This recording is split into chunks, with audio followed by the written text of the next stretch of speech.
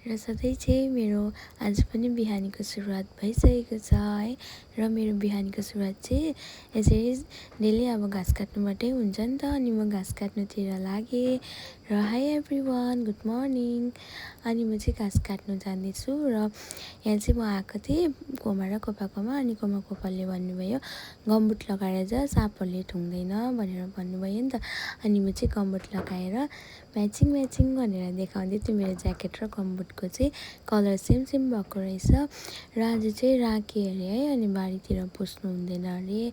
अनि चाहिँ बारीतिर नपस्नु भनेर बारीतिर घाँस नकाट्नु भन्नुभयो। अनि त्यहाँदेखिको चाहिँ मैले यहाँ सानो फुलहरूको क्लिप पनि लिएँ। मलाई चाहिँ फुलहरू फुलेको देख्यो भने एकदमै शान्ति लाग्छ नि त। अनि म चाहिँ घाँस काटेको क्लिप हालेको खोइ के भएर पस्दै पसेन है। आज चाहिँ भिडियो लामो भएर हो कि के भएर हो। र म चाहिँ दुध लिएर आउँदैछु, बाटोमा लडेँ पनि म चाहिँ।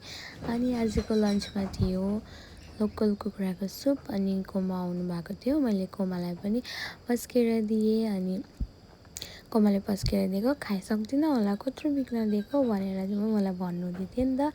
अनि म चाहिँ लागेँ माथि देमाहरूकोतिर।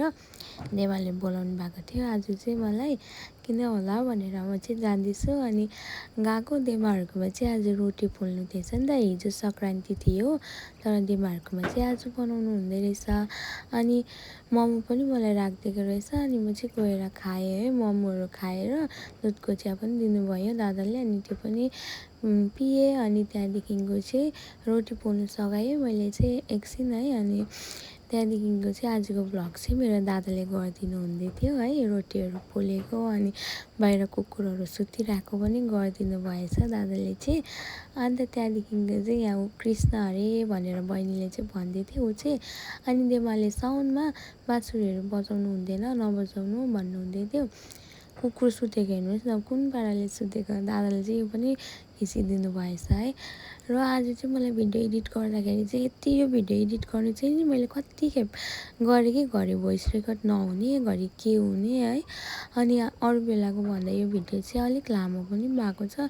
के नमिलेको कतिवटा क्लिप त एड पनि भएन है। र म चाहिँ यहाँ कुखुरा थुन्नु भनेर आएको। कुखुरा चाहिँ पसेकै छैन रहेछ खोरमा।